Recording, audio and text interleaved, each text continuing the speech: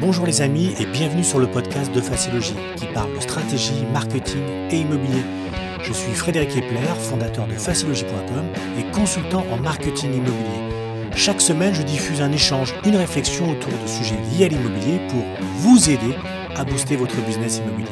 Si vous appréciez nos contenus, vous pouvez bien sûr nous soutenir en vous abonnant sur les plateformes et en partageant ce podcast autour de vous. Bon allez, c'est parti pour l'épisode. On reste toujours dans le thème de la prospection immobilière avec aujourd'hui les 7 secrets d'une prospection réussie. Oui, prospecter, on sait, c'est indispensable. Dans la profession immobilière, on ne pourrait pas imaginer de faire ce métier, bien sûr, sans cette prospection. Donc elle est bien sûr indispensable, mieux, elle est même inévitable. Sans prospection, pas de contacts commerciaux, pas de rendez-vous, pas d'estimation et donc pas de mandat, donc bien sûr pas de chiffre d'affaires. A l'inverse, la pratique de la prospection vous permet donc de trouver des clients dans votre zone de chalandise en usant un maximum de canaux, que ce soit donc sur le terrain, sur le web ou encore en agence. Bon, il y en a d'autres, mais voilà, je vous cite les principaux. Une bonne prospection, c'est-à-dire une prospection qui donne des résultats. Alors, je dis ça parce que souvent, j'avais encore cette image quand je faisais la prospection, qui était quand on revenait de prospection, et on se disait alors est-ce que ta prospection a bien fonctionné, comment ça a marché? Et les gens avaient souvent tendance à dire ouais, ça a été top, c'était une bonne prospection. Le souci d'une bonne prospection, c'est que il va falloir à un moment ou à un autre la quantifier. C'est-à-dire qu'une bonne prospection pour moi, c'est lorsqu'elle donne des résultats. C'est-à-dire alors, il n'y a pas de résultat type, ça ne tient pas du hasard, ça ne se fait pas au petit bonheur la chance, mais c'est-à-dire qu'on va se fixer des objectifs et à partir du moment où ces objectifs sont atteints, on peut partir du principe que c'est une bonne prospection. Donc, l'objectif, bien sûr, globalement, c'est quand vous faites une prospection, c'est de générer des contacts qualifiés et qui nous permettent de prendre des rendez-vous commerciaux à fort potentiel. Au contraire, pour atteindre le succès, il faut compter sur une préparation sérieuse, donc je répète, aussi sérieuse que rigoureuse. C'est vraiment important parce que aller prospecter, battre le pavé sans organisation, envoyer des emails ou publier des contenus sans stratégie préalable, sans savoir pourquoi on fait, ça n'a strictement aucun intérêt. Alors, oui, c'est vrai, par exemple, on va en plus préférer la pige par rapport à ce type de stratégie parce que c'est simple, c'est moins fatigant, mais au bout du compte, ça amène à pas grand-chose. En réalité, c'est vite stérile. Et une prospection immobilière réussie s'appuie sur des bases solides. Elle est édifiée, puisqu'on est dans la thématique de l'immobilier, sur des matériaux de qualité. L'effet positif d'une bonne prospection, d'une prospection qui est bien préparée et bien menée, c'est que vous allez commencer à aimer ça. C'est sûr que quand on comprend les choses et quand en plus on y va step by step et on se dit « Ah, j'ai réussi à gravir le premier échelon », on se dit « Stop, j'ai des évolutions, ça fonctionne bien ». Et du coup, j'y prends du plaisir. Mais il faut d'abord, avant de commencer à faire de la prospection, se débarrasser des anciennes, surtout des mauvaises habitudes. C'est chez nous, on a fait un article là-dessus sur les péchés capitaux aux conséquences funestes pour adopter des nouvelles pratiques qui vont vous amener d'ailleurs sur la voie du succès. Ces bonnes pratiques sont autant de secrets bien gardés que vos concurrents n'ont surtout pas envie que vous adoptiez.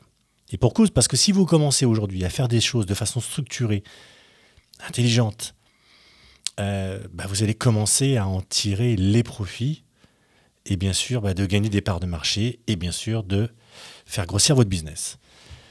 Alors quels sont Alors j'ai marqué, on est parti sur 7 secrets, on aurait pu aller beaucoup plus loin, mais voilà, l'idée c'était de composer 7 secrets qui vont vous permettre de dépasser vos concurrents. Voilà, par rapport à ça. Le premier secret, c'est la planification rigoureuse de votre prospection immobilière. Alors oui, vous allez me dire, Fred, c'est gentil, mais dans toutes les formations, on entend, ouais, il faut planifier, il faut planifier. Mais ouais, mais c'est une réalité. Vous ne pouvez pas, à un moment ou à un autre, commencer une tâche si vous ne la planifiez pas dans le temps. Parce que ce qui n'est pas planifié est oublié. Donc ouais, la première chose, le premier conseil, c'est une planification rigoureuse de votre prospection. Et ça va tout changer. Vous allez voir que ça va tout changer et ça va surtout vous permettre d'apporter des résultats très très concrets. Alors, savez-vous quel est le point commun? On va tout de suite commencer par, j'aime bien le côté un peu image, mais quel est le point commun entre le vainqueur d'un tournoi Grand Chelem en tennis et le médaillé olympique Et, allez, troisième, un champion du monde de Formule 1. Ils ont tous un point commun, c'est qu'ils ont accordé une importance particulière à leur préparation. Lorsqu'il se présente pour sa compétition, le sportif a derrière lui une préparation intensive. Il ne se pointe pas comme ça en disant « Tiens, ça serait bien que demain je fasse cette compète et que je gagne ». Cette préparation, elle va être aussi bien physique que mentale. Sa réussite, elle n'est pas celle d'une journée ou d'une semaine, hein. C'est d'abord celle d'une année, voire plusieurs années de travail. Ensuite, celle de plusieurs mois d'entraînement spécifique ciblé pour cette épreuve en particulier. Alors, oui, je prends cette image de sportif, mais parce que c'est ce qui va nous donner la plus belle image aujourd'hui d'une préparation. Mais une bonne préparation, à elle seule, n'assure pas le succès. C'est pas suffisant. Alors, j'ai aucun doute sur le fait que tous les participants à la même compétition se sont préparés. Je veux dire, il n'y a pas de raison. Mais sinon, avec autant de zèle que le vainqueur, du moins avec beaucoup plus de rigueur. Pourtant, ils sont, alors qu'ils ont fait la même chose, parfois restés sur la touche. Parce qu'il n'y a toujours qu'un seul vainqueur. De ce fait, on n'est jamais vraiment sûr à 100% de remporter la victoire. Voilà, c'est pas possible. Mais une chose est sûre, c'est qu'en absence de préparation, alors là, ça c'est clair, il n'y a aucun succès possible. C'est la même chose dans les mots. Vous ne pouvez pas à un moment ou à un autre avoir une bonne prospection immobilière, ça c'est un fait. Il n'y a rien qui vous garantit demain de rentrer autant de mandats qu'il y a de vendeurs potentiels sur votre secteur et de devenir la référence, l'enseigne la plus occupée du quartier. Mais les agents commerciaux qui se lancent à l'assaut des prospects sans aucune planification n'ont aucune chance d'y parvenir. Tout simplement parce que, déjà, ils n'ont aucune idée des actions à accomplir, déjà pour générer des contacts, qui aller voir, dans quelle zone, comment savoir si tel ou tel contact a un projet de vente, sans parler d'historique, est-ce qu'il a déjà été client ou pas déjà dans votre business, que ce soit votre agence, que vous soyez réseau monétaire, peu importe. Comment leur parler, quels arguments commerciaux choisir. Ça, c'est hyper important parce que la préparation, je reviens toujours à ce mot, la préparation, elle va vous permettre et vous donner un cadre à votre prospection immobilière. Maintenant, vous vous demandez sans doute à quoi doit ressembler cette planification. Comment je dois m'organiser?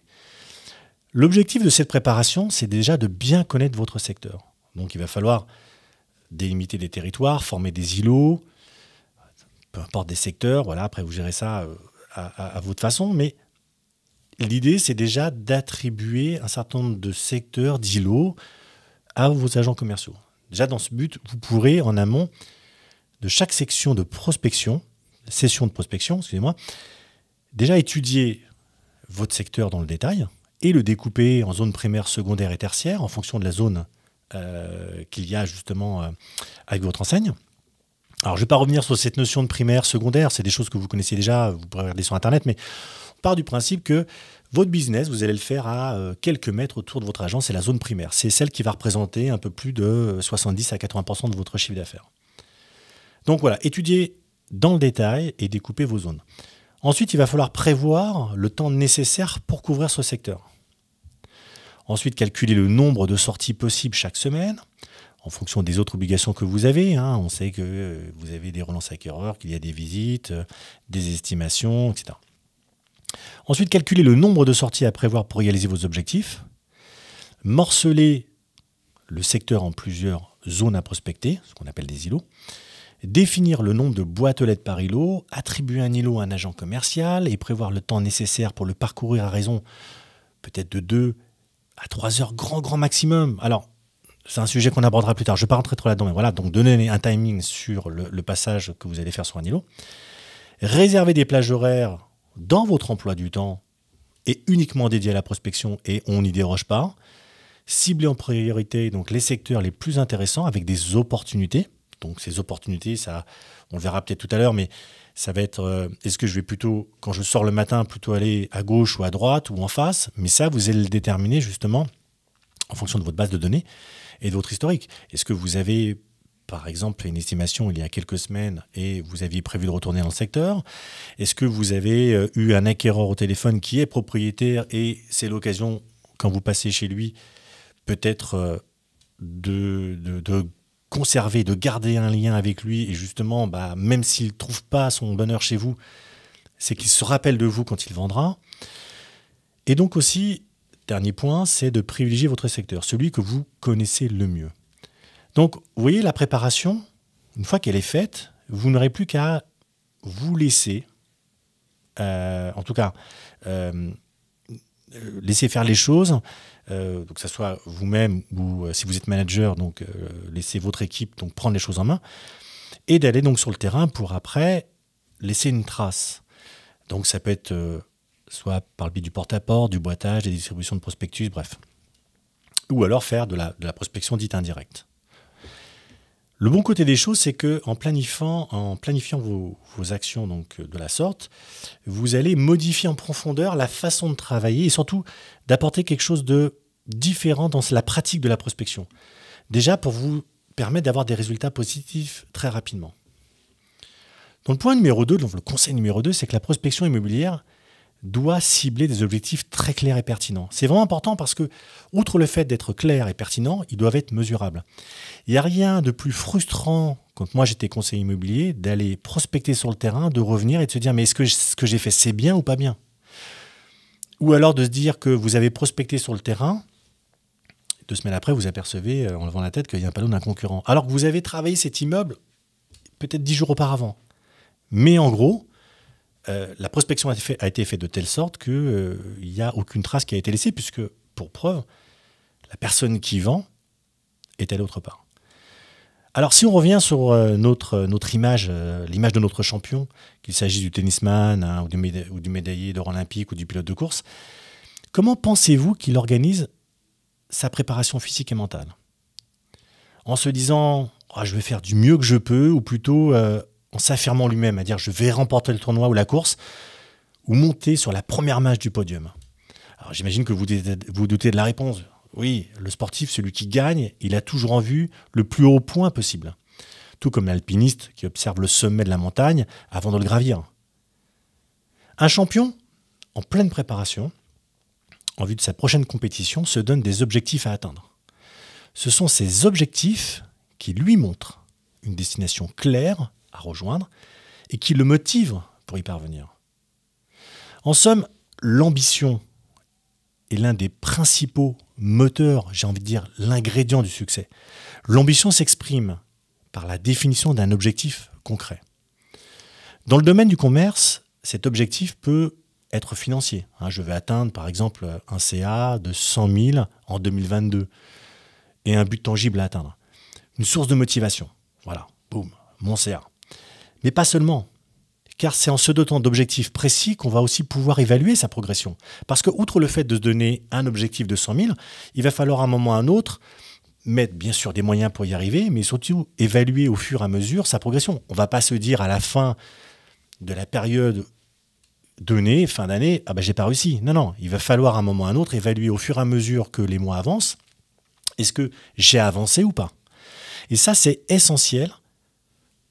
C'est vraiment essentiel, c'est savoir où l'on permet d'estimer l'étendue du chemin qu'il reste à parcourir. Qu'est-ce qui me reste à parcourir pour l'atteindre?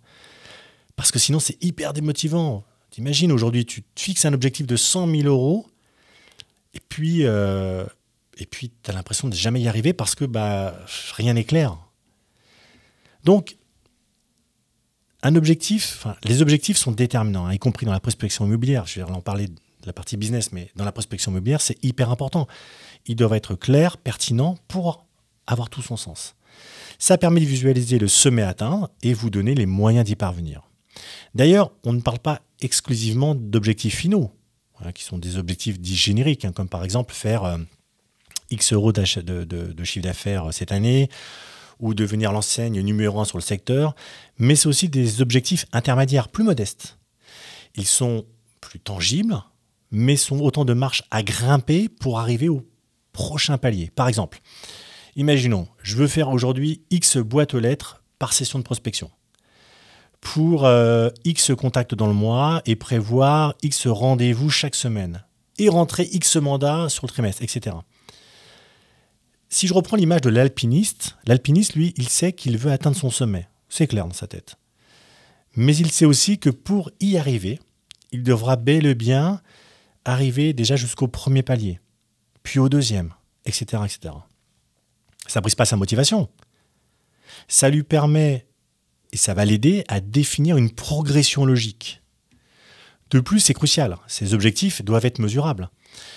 Grâce aux indicateurs appropriés en fonction des métiers et de la spécificité où vous êtes, par exemple, on parlait de l'alpiniste, c'est sûr que lui, la partie CA ne va peut-être pas forcément l'intéresser, mais grâce à ces indicateurs, vous devez pouvoir à tout instant évaluer votre progression et vous dire, hop, voilà où j'en suis, voilà ce qui me reste à parcourir. Est-ce que je dois corriger ma trajectoire ou pas? Et ça, c'est vraiment important parce qu'encore une fois, c'est ce qu'on disait tout à l'heure, vous ne pouvez pas vous fixer des objectifs et attendre le dernier jour en disant j'ai pas réussi. Déjà, c'est un peu facile. Et puis en plus, les règles des objectifs ne doivent pas fonctionner comme ça. Donc, ces objectifs vont contribuer à donner du sens à votre stratégie de prospection immobilière. Et du sens, vous en avez besoin pour prendre du plaisir. Ça, c'est dans tous les métiers. Si vous donnez du sens à ce que vous faites, vous prendrez du plaisir. Si vous faites les choses, j'ai envie de dire bêtement, même si j'aime pas trop ce terme, mais si vous faites les choses bêtement sans comprendre, ouais, bien sûr, vous allez vous dire, bon, mais quel intérêt? À quoi ça sert? Ça sert à rien. Troisième conseil, troisième technique, c'est une prospection réussie, ça nécessite de créer et d'alimenter une solide base de données. Alors, je sais qu'il y a beaucoup de gens qui vont me dire, ouais, mais alors Frédéric, tu me parles souvent de ta base de données. On en a, mais on ne sait pas comment la travailler. Bon, ça c'est encore un autre sujet, mais on ne sait pas quoi en faire en réalité. On a une base de données, très bien, on a des noms, on a des prénoms, on arrive à mettre des boîtes aux lettres, on arrive à les localiser, on arrive à savoir quels sont les appartements associés aux boîtes aux lettres. Bref, on a même parfois un historique de savoir que cette personne-là a vendu par un tel, a acheté par nous et acquéreur d'un bien, a acheté dernièrement un produit investisseur, bref. Donc oui, la base de données, c'est un vrai sujet. C'est un vrai sujet de toute façon pour les prospects, mais pour les biens immobiliers. C'est-à-dire que les deux sont très liés. Et en immobilier, comme partout, savoir, c'est pouvoir. Sans une connaissance pointue de votre secteur, vos actions de prospection immobilière reviennent à lancer un filet de pêche au hasard dans l'océan. Ça n'a strictement aucun intérêt. C'est genre, je lance le filet et allez, on va attraper plein de poissons. Bien sûr, tromper, bien sûr, se tromper, ça existe, c'est possible. Mais par contre, ça entraîne des conséquences vraiment très sérieuses puisque ça va vous faire perdre du temps et de l'argent. Et puis, ça va surtout vous démotiver. Donc, le risque en prospection par rapport aux pêcheurs, j'ai envie de dire, c'est de générer cette fameuse frustration. Et ça, il n'y a rien de pire que la frustration. La frustration pour vos équipes qui battent le pavé, une partie de la journée, c'est, par exemple, de ne pas pouvoir ramener, on va dire, des contacts. La frustration pour vos prospects, eux qui se sentent dérangés sans raison, puisque là, ils vont encore avoir quelqu'un qui va taper à la porte, on ne sait pas pourquoi, ou alors qu'ils vont avoir ce discours « Bonjour, je suis responsable de votre secteur, est-ce que vous vendez votre appartement ?» La frustration pour vos prospects, c'est qu'ils se sentent dérangés, donc sans raison, alors que eux-mêmes n'ont aucun projet de vente ou d'achat à vous confier. Donc, vous voyez, dans ces deux cas de figure, cette frustration, elle peut être vécue par vos équipes ou vous en tant que négo, mais aussi par vos prospects. Donc, c'est vraiment important, on revient à la base de données, c'est vraiment important si vous souhaitez avoir une prospection efficace, c'est d'éviter déjà ces types de frustrations. Parce qu'elles ont vraiment des conséquences notables. Vous allez risquer de vous démotiver ou de démotiver votre équipe, vos agents commerciaux. Ensuite, vous risquez de mettre à dos vos futurs clients potentiels. Et la seule manière de contourner ces obstacles, c'est de vous préparer, c'est de préparer avec soin votre prospection, en vous appuyant sur ce que vous savez de votre zone. Est-ce que vous savez d'où proviennent donc vos données que vous avez récoltées au cours des précédentes sessions de prospection ou par le biais de vos supports digitaux? Donc tout ça englobé fait que vous devez avoir une information. Ces données, elles englobent des informations relatives aux prospects. Ça peut être l'identité, le numéro de téléphone, le nombre d'enfants, les relations qu'ils peuvent avoir entre vos différents contacts, les emails, mais aussi des renseignements concernant les biens immobiliers. C'est ce qu'on voyait tout à l'heure. Est-ce que ce contact aujourd'hui est locataire par rapport à ce bien-là? Est-ce qu'il y a une estimation qui a été faite? La valeur du bien, il y a peut-être X temps, la situation sur le marché, etc. Donc, il y a deux données aujourd'hui qui sont relatives à ça. C'est les données relatives aux prospects et les renseignements concernant les biens immobiliers. Insérez dans un projet assez précis, surtout dans un outil qui va vous permettre de le traiter, donc ce qu'on appelle chez nous des logiciels de marketing, notamment d'ailleurs celui que vous pouvez d'ailleurs tester qui s'appelle prospeno.com, qui est un outil que nous éditons, qui a été vraiment pensé aujourd'hui à la fois comme un CRM et à la fois comme un logiciel de marketing. Et c'est important parce qu'il va combiner donc ces deux aspects. Et elles vont vous permettre de visualiser d'un coup d'œil quels prospects sont susceptibles d'être visités ou contactés et de déterminer quel est le bon moment pour se lancer. En gros, le top du top, imaginez, vous allez faire votre tap-tap et vous savez déjà qui est derrière la porte, ce que vous avez fait avec lui, que ça soit d'ailleurs vous ou qu'est-ce qu'il a déjà fait peut-être dans toute sa vie de résident dans votre ville. Est-ce qu'il a déjà acheté plusieurs fois un bien? Est-ce qu'il a revendu? Est-ce qu'il a du produit investisseur, etc. Donc la création d'une base de données, ce n'est pas une option. C'est la condition sine qua non pour rendre votre prospection à la fois plus efficace et pertinente. C'est aussi ce qui vous permet d'approcher d'emblée les bons prospects. Mais ça, on le verra un petit peu plus tard au niveau de ce podcast. Voilà, en tout cas, c'est tout ça pour dire que voilà, il est crucial de collecter des données pour vos sessions de prospection, sur le terrain comme sur le web. Un maximum de données, vous pourrez également les employer à des fins marketing. Quatrième conseil, c'est d'avoir une approche beaucoup plus ciblée de vos prospects. Justement, on en arrive à ce ciblage. Une fois que vous avez vos données, c'est top, mais elles vont être un atout fabuleux pour vous dans votre stratégie. Le fait de cibler vos prospects, ça va vous permettre d'optimiser vos actions de prospection en approchant en priorité les contacts mûrs, ce qu'on appelle les contacts chauds en marketing, à défaut des contacts froids. Alors je ne dis pas qu'il faut mettre les contacts froids de côté, mais voilà, là l'objectif c'est qu'on va rester sur le côté de contacts chauds. Imaginez un peu au moment de taper une porte, ce que je vous disais, vous savez déjà que le propriétaire de la maison ou de l'appartement a un projet de vente. Vous savez aussi qu'il ne s'est pas lancé jusqu'à maintenant, faute d'avoir trouvé la bonne agence pour s'en occuper. Alors forcément, votre argumentaire commercial, lui, sera bien plus aiguisé que si vous ne le saviez pas. En gros, ça va vous éviter de taper à une porte. Alors moi, ça m'est déjà arrivé. Il y a bien sûr très longtemps, mais ça m'est arrivé une fois de taper à une porte en faisant mon blabla. Et le monsieur très gentil me laisse parler pendant 5-10 minutes. Parce que c'est souvent aussi la maladie du commerçant, c'est de ne pas laisser parler les gens, de ne pas les écouter.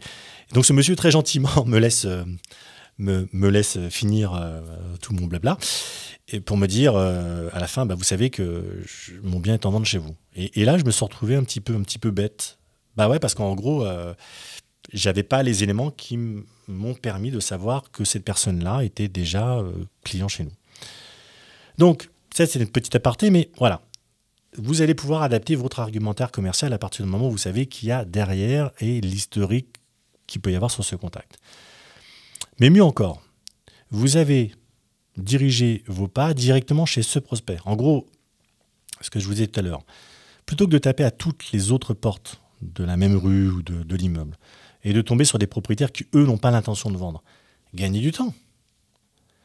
Allez spécifiquement chez un contact qui a la volonté et est vendeur. Vous avez ces éléments-là aujourd'hui, on le voyait tout à l'heure, c'est-à-dire que ce soit un propriétaire qui a mis son bien sur la pige, que ce soit un acquéreur pour lequel vous avez fait une découverte et vous savez qu'il est propriétaire, etc., etc. Ou une estimation que vous avez faite il y a quelque temps. Donc, vous allez gagner du temps, donc les effets bénéfiques, c'est ça, vous allez booster vos chances de décrocher une estimation avec ce propriétaire et de signer un mandat exclusif.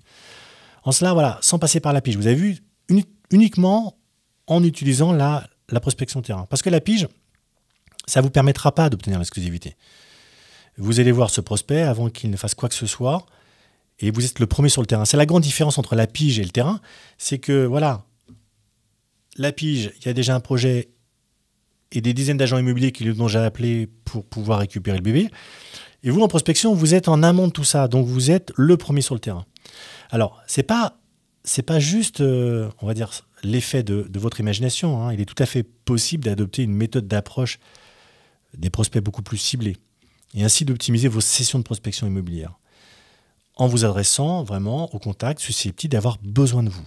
Donc l'avantage, c'est au lieu de travailler 100 contacts, dont 5 finalement pourraient avoir recours à vos services et 2 au final qui pourraient signer un mandat, bah, vous imaginez les taux de conversion. Vous vous focalisez sur 5 contacts spécifiques. Dans un cas, votre taux est de 2 points et de l'autre, il est de 40%. Ça fait une belle différence quand même. Hein. Et puis, attendez, quel gain de temps, de ressources. Et puis, attendez, on va parler sous. On sait très bien aujourd'hui qu'un mandat, enfin, la conversion d'un mandat exclusif est assez courte. Bien sûr que vous avez des probabilités de faire un chiffre d'affaires beaucoup plus fort. Et on sait aussi, bon, ça c'est encore un sujet, que les commissions sont beaucoup plus structurées et maîtrisées dans le cas d'une exclusivité que sur un mandat simple. Bon bref, ça c'était encore autre chose. Mais clairement, voilà, cette méthode peut tout changer à votre manière de pratiquer la prospection. Pour en bénéficier, il suffit donc de compter sur vos données, celles que vous avez récoltées durant vos sessions de prospection terrain, mais aussi par le biais des supports web.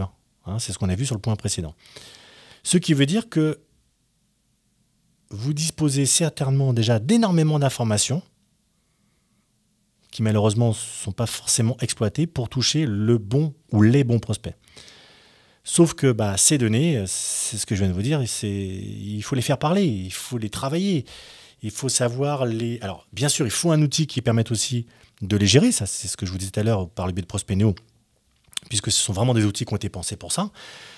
Mais donc ça va supposer un point qui est vraiment important, qu'on voit malheureusement un peu trop négligé, c'est déjà de saisir correctement vos données. Idéalement, alors le top quand vous prospectez, ça serait d'avoir une application mobile qui vous permette de rentrer directement les informations sur votre appli qui va renseigner votre logiciel. C'est le top du top. En tout cas, dans l'idée, c'est de saisir correctement vos données après la collecte, si vous n'avez pas d'application. Idéalement, donc, voilà, c'est ce que je vous disais, soit vous avez votre outil, voilà, sinon vous prenez votre calepin, voilà. Et puis surtout les segmenter en fonction de leur nature. Hein, parce que c'est bien beau voilà, de collecter les données, mais il va falloir les structurer, les segmenter. Par exemple, est-ce qu'ils sont propriétaires de maisons, propriétaires d'appartements, propriétaires bailleurs, etc., etc. Est-ce qu'ils ont déjà acheté des biens, voilà. Donc le fait de les segmenter, ça va être super important pour vous parce que ça va vous permettre tout de suite d'évaluer qui vous allez toucher et quel message va partir en fonction de cette segmentation. Donc, les utiliser pour séparer les vendeurs en différentes catégories, en fonction de leur maturité aussi, ça c'est important. Celui qui a déjà effectué des démarches, par exemple qui a déjà effectué des estimations auprès d'autres agences ou auprès de sites internet. Celui qui souhaite vendre mais qui n'a pas encore lancé son projet, parce que pour l'instant, voilà, peut-être que sa famille va s'agrandir, il y pense, mais ce n'est pas l'urgence. Et celui qui n'en a absolument pas pour le moment. Donc, on va ensuite les employer pour organiser tout le plan de votre prospection.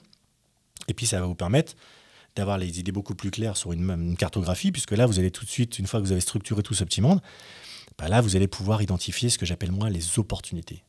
Hein, n'oubliez pas, vous sortez de votre agence, ou si vous êtes mandataire, vous sortez de chez vous, ou d'un bureau, peu importe. Et là, vous vous dites, OK, maintenant, où est-ce que je vais? Est-ce que je vais à gauche, je vais à droite? Là, maintenant, vous imaginez une cartographie. Vous avez vos petits points rouges, c'est les petits points chauds. Et ces points chauds, c'est vos futurs mandats. Et donc, grâce à ça, vous allez pouvoir orienter assez rapidement votre prospection. Avec une telle méthode, c'est aussi... alors, il y a la méthode, on l'a vu tout à l'heure. Mais c'est aussi, voilà, il nous faut des outils adéquats. C'est grâce à ça que vous serez en mesure de prospecter plus efficacement. C'est-à-dire que structurer les données, on pourrait se dire, mais un fichier Excel suffirait largement. Oui, bien sûr qu'un fichier Excel suffirait largement, sauf qu'à un moment ou à un autre, vous allez reperdre du temps. Une fois que les données sont très très importantes, ça sera juste inexploitable, quoi.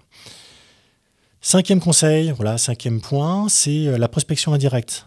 Voilà, on a parlé de la prospection directe, c'est la prospection sur le terrain. Maintenant, il y a la prospection dite indirecte qui est vraiment un allié pour vous parce qu'elle va pouvoir vous permettre de générer des contacts qualifiés. Alors, la prospection, on l'a vu, bien sûr qu'elle ne se fait pas que sur le terrain. En réalité, elle va se faire aussi par le biais d'autres canaux. Et justement, dans l'indirect, vous allez avoir tout le canal qui va être lié, par exemple, au canal digital, c'est-à-dire, par exemple, de pouvoir capter des données via une page web de mon site et un formulaire. Donc, ces canaux vont être l'occasion pour vous de transformer concrètement, enfin, on va dire, c'est une autre forme de prospection. Elle n'est pas à mettre en opposition, elle est très complémentaire. Et donc, elle va aussi vous permettre, en complément, d'attirer des prospects à vous plutôt que d'aller les chercher. Alors, oui, c'est quelque chose dont on parle souvent. Ces prospections directes, vous la connaissez déjà. C'est vrai qu'on en voit beaucoup sur des formations YouTube, sur des emailing que vous recevez. Mais pour vous dire la vérité, ce n'est pas quelque chose de nouveau. C'est vrai qu'on parle de prospection digitale parce que c'est très à la mode. Mais clairement, c'est quelque chose qui existe depuis maintenant quelques décennies. Pour vous donner un exemple concret, si vous prenez votre vitrine d'agence, lorsque vous l'employez pour attirer l'attention des passants, vous pratiquez de la prospection indirecte. Une vitrine vous permet de générer de la prospection indirecte. Ça veut dire que vous mettez des éléments en place pour que les prospects découvrent vos services et vous contactent sans que vous les ayez sollicités directement, notamment sur du porte-à-porte. Pareil pour les panneaux de vente. C'est une prospection indirecte. Cette prospection indirecte, si vous mettez votre panneau accroché à une clôture d'une maison ou sur la façade d'un immeuble, en annonçant qu'un bien a été vendu, c'est une façon de diriger vers les vendeurs. C'est une façon de diriger vers les vendeurs pour leur dire, tiens, regardez, si vous avez un projet de vente demain, moi je connais votre secteur, j'ai déjà drainé un certain nombre d'acquéreurs parce que tout le monde n'a pas pu l'acheter, et clairement, si vous êtes vendeur demain. Donc c'est une façon aussi que vous ciblez à travers cette action marketing. De sorte que la vitrine d'agence et les panneaux de vente sont deux canaux de prospection indirecte traditionnels. Maintenant, il y en existe d'autres, ce que je vous disais. Il y a l'inbound marketing. On avait déjà parlé sur un de nos podcasts. C'est, vous savez, cette méthodologie, moi j'appelle ça une philosophie qui va consister à favoriser la notoriété de sa marque à travers une série d'actions marketing ciblées et de donner envie à votre prospect de s'intéresser à celle-ci. En gros, l'objectif, c'est de l'attirer à vous. Cette forme de prospection, elle est intéressante parce que pour votre business, que ce soit une agence ou vous en tant que... elle va vous permettre de générer des contacts qualifiés, comprendre des contacts qui pourraient vous confier demain leur projet. Je vous donne un exemple très simple. Je vais essayer d'un petit peu d'éclaircir un peu ça. Vous publiez des articles de conseils sur la vente immobilière, à travers un blog par exemple. Ces articles, seuls, les internautes intéressés par ce type de projet vont les chercher sur Google. Je veux dire, si vous n'êtes pas intéressé à un moment ou à un autre sur, je ne sais pas moi, comment acheter un bien immobilier parce que vous n'avez pas envie d'acheter, il y a peu de chances que vous allez taper sur Google les mots-clés relatifs à comment acheter un bien immobilier. Donc, seuls les propriétaires dont l'idée est de vendre, à un moment ou à un autre, prendront le temps de les consulter, de lire ces articles, de se dire « Ah, c'est intéressant, ah, c'est inspirant, ah, c'est un acteur local ». Et donc, ces vendeurs, à un moment ou à un autre, quand ils seront prêts à se lancer, vous contacteront parce qu'ils vont se dire « Moi, ces gens-là, ils m'ont inspiré ». Alors, peut-être que je vais en appeler d'autres pour me rassurer. Mais en tout cas, ces gens-là, ils étaient déjà dans le fond de leurs articles, il y avait énormément de sens sur ce qu'ils disent. Et donc, là, vous avez cette capacité, justement, grâce à l'inbound marketing, à ce que des gens viennent à vous directement grâce à vos articles. Donc, ça n'est pas tout. La prospection immobilière indirecte, ça répond aussi à des attentes des prospects. Mettez-vous à la place d'un propriétaire lambda qui est régulièrement dérangé par un gars qui lui tape à la porte ou qui l'appelle pour lui dire tiens concrètement ou alors qui remplit sa boîte aux lettres de prospectus toutes les semaines et ce prospect lui il a pas envie qu'on vienne le secouer comme un prunier tous les jours avec le même discours avec pour objectif de dire est-ce que tu n'as pas envie de vendre ta maison. En revanche, s'il a l'intention d'aller sur le marché et qu'il tombe sur les balises que vous avez mises en place un peu partout, sur votre site web, sur votre blog, sur les réseaux sociaux, il pourra avoir envie de vous contacter. Il sera d'autant plus convaincu de le faire d'ailleurs, qu'à aucun moment, il s'est senti obligé de le faire.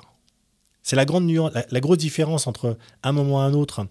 Ce que je vous disais, c'est cette fameuse frustration, c'est d'aller d'aller solliciter une personne qui n'a rien demandé, et d'une personne qui vient à vous automatiquement par le biais, par exemple, des articles, et se dire « Ah, oui, je suis convaincu, et demain, si j'ai quelque chose, je n'étais pas obligé de le faire, et voilà, ils m'ont inspiré. » Donc ça, c'est le miracle de la prospection indirecte. Il y a... c'est de capter des prospects chauds, en tout cas c'est de les réchauffer s'ils étaient froids à l'origine, c'est d'avoir des mandats de qualité et puis un client qui est pleinement satisfait parce qu'il n'a jamais subi votre marketing intrusif. Donc j'ai envie de dire que c'est une forme de prospection qui est vraiment top, qui est peu connue en IMO ou qui est mal employée, mais en tout cas qui a énormément de valeur ajoutée en complément de ce qu'on s'est dit tout à l'heure. Le 6e conseil, c'est votre réseau de proximité. Et votre réseau, il est hyper important justement pour optimiser votre prospection immobilière. Vous n'êtes pas seul. Votre enseigne immobilière, Elle n'est pas isolée dans son quartier, dans sa commune. Vous êtes entouré d'individus qui, à un moment ou à un autre, peuvent être amenés à vous venir en aide pour entrer des mandats. C'est ce qu'on appelle le réseau de proximité. Ce n'est pas quelque chose de nouveau, hein. C'est ce qu'on vit aujourd'hui à travers les réseaux sociaux. Et c'est une force sur laquelle vous devez compter pour votre prospection immobilière. Alors, la constitution et le développement d'un réseau sont des leviers de prospection, on le sait, hein, c'est super important. Mais en le cultivant et en gardant près de vous des personnes capables de vous apporter des informations pertinentes. Alors, c'est vrai qu'avant, on parlait des gardiens, mais c'est plus vraiment un élément important dans la construction d'un réseau, parce que c'est souvent les derniers maintenant au courant. Mais ces informations pertinentes vont vous permettre, à un moment ou à un autre, d'être, grâce à ces ambassadeurs, d'avoir des informations justement et d'être sollicité directement dès qu'il y a un projet. Quand on parle de réseau professionnel, pour les agences immobilières, on désigne souvent des prescripteurs. Donc c'est des choses qui fonctionnent bien, ça peut être des professionnels de l'immobilier, ça peut être des commerçants locaux, des gardiens, des notaires, des élus, voire des... Voilà. Bon bref, les prescripteurs sont des gens qui à un moment ou à un autre vont vous apporter des informations et vous apporter de futurs clients, alors qu'ils n'ont eux-mêmes pas de compétences particulières pour les traiter. Hein. Voilà. Souvent d'ailleurs cette prescription est assortie d'une espèce de prime ou d'une rétribution. Voilà. Mais la notion de réseau de proximité va bien au-delà de ces seuls prescripteurs qui, alors de vous à moi aujourd'hui, on va dire cette source, si je peux dire, se tarit de plus en plus et apporte de moins en moins d'effets. Hein. On va dire que c'est quelque chose qui marche, à mon avis, de moins en moins. Alors que voilà, la notion de réseau de proximité, ça va bien au-delà des prescripteurs. Car vous pouvez aussi compter sur d'autres individus. Déjà, il y a vos prospects eux-mêmes. C'est-à-dire que même s'ils ne font pas appel à vos services, ils peuvent vous recommander. C'est ce que je vous disais tout à l'heure. C'est des gens qui ont peut-être pu acheter par un tiers ou pour X raisons qui ont vendu par une autre agence, mais ils ont eu un tel suivi, ils ont eu un tel conseil, ils ont été une telle inspiration qu'ils disent, voilà, typiquement, voilà, j'ai pas affaire avec eux, mais voilà, si demain j'avais du business à faire avec eux, j'irais sans aucun problème. Donc si vous souhaitez acheter demain, allez-y sans aucun problème. Voilà. Donc vos prospects eux-mêmes font partie de votre réseau de proximité. Il y a aussi vos clients satisfaits. Une fois que leur transaction est terminée, ça va être l'occasion pour vous d'en faire de vrais ambassadeurs. Vous avez pris en charge un projet immobilier pour leur compte. Il y a eu l'écoute. Ils ont aimé votre accompagnement, sans parler du professionnalisme, etc. Ils sont donc les mieux placés pour parler de vous autour d'eux, que ce soit leurs proches, leurs voisins, leurs collègues de travail, leur communauté, etc. Donc vous l'avez bien compris, ce réseau est un autre levier de prospection indirecte, puisqu'il vous permet de générer des contacts sans aller directement chercher vos prospects, mais en récoltant les fruits des arbres que vous avez plantés au fil du temps. Donc c'est un levier qui est d'autant plus puissant que le pouvoir de la recommandation, lui, il est infini. Hein. Il n'y a pas de limite par rapport à ça, quoi. C'est pourquoi, d'ailleurs, les avis clients sont vraiment importants en matière de marketing. Ils sont souvent aussi négligés et puis très difficiles à avoir. Je ne veux pas rentrer dans le sujet là-dessus, mais voilà. Les avis clients, c'est ce qu'on appelle chez nous de la référence active. Vous dites demain, vous êtes les meilleurs dans tel ou tel domaine.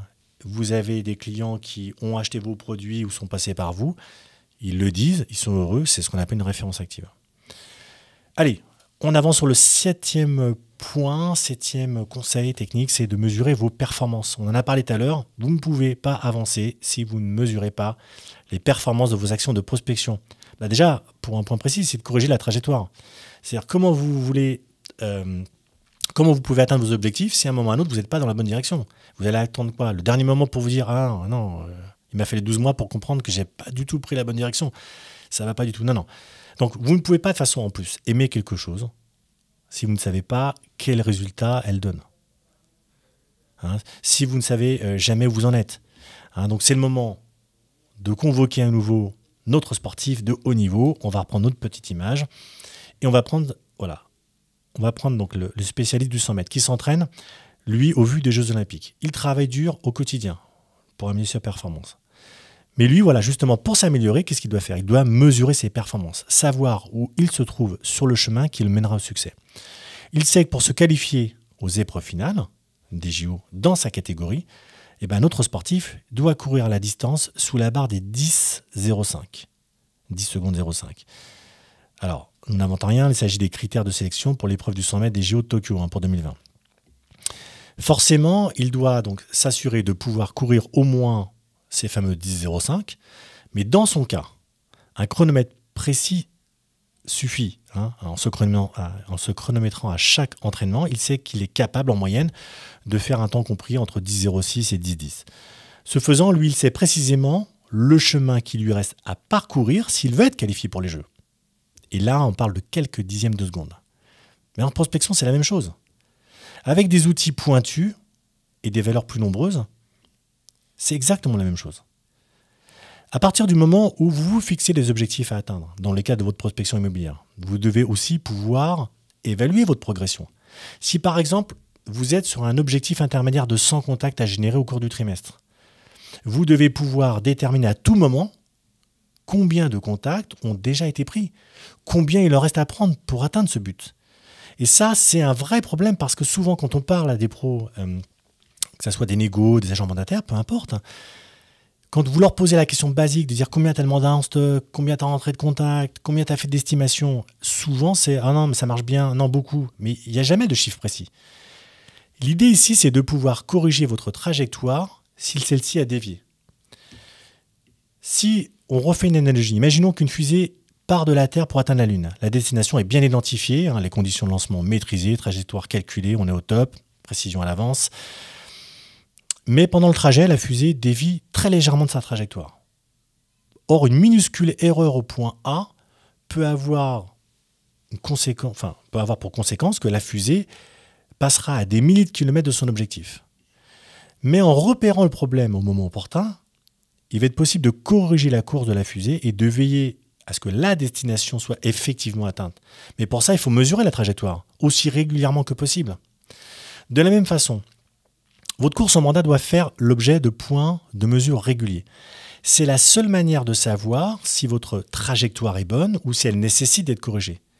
C'est pourquoi vous avez besoin d'indicateurs de performance, avec des outils de mesure adaptés et des données nombreuses pour justement vous aider à la traiter. Ainsi, vous serez en mesure, 1, d'évaluer en temps réel la progression de votre stratégie de prospection immobilière au regard de vos objectifs et vous saurez également à quel moment mettre un coup d'accélérateur pour les atteindre. Oui, prospecter, on l'a vu, c'est inévitable. C'est la clé de la réussite. Tout professionnel de l'immobilier aujourd'hui qui se respecte ne peut pas vous dire qu'on peut faire ce métier sans prospection, mais même si on n'aime pas ça. Donc sans elle, rien n'est possible. Seule une prospection immobilière bien menée vous permet de générer des contacts nombreux, de réaliser des estimations et de rentrer des mandats exclusifs. Mais pour réussir dans cette voie, il est important de faire 2 choses préalables. La première, laissez derrière vous toutes ces mauvaises habitudes de prospection qui plombent vos résultats. Et surtout, laissez derrière vous ces idées reçues de dire que la prospection ne sert à rien, que c'est dur, que c'est compliqué. Il faut ensuite adopter de nouvelles pratiques qui sont autant de secrets bien gardés que vous connaissez maintenant. Vous n'avez plus d'excuses. Donc, si on devait se poser la question sur alors, quelle enseigne immobilière serez-vous demain? Quel professionnel de l'immobilier serez-vous demain?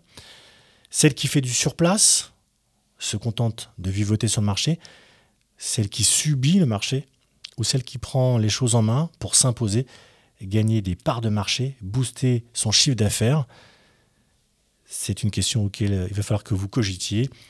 C'est tout pour aujourd'hui. Merci de m'avoir écouté tout au long de ce podcast. Comme d'habitude, je vous invite à liker, à partager, à vous abonner. Quant à moi, je vous donne rendez-vous pour un nouveau podcast très rapidement. Allez, c'était Frédéric avec le podcast de Facilogie. À bientôt les amis.